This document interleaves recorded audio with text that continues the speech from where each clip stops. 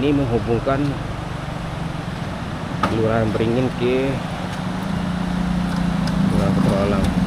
Woi, Mas. Jembatan.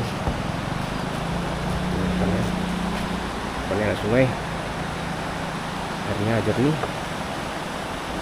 Mandi sore atau mandi pagi juga enak. Jembatannya bagus. Dulu ini sudah dibikin permanen, tapi ya hanyutkan oleh air, gagal keadaannya.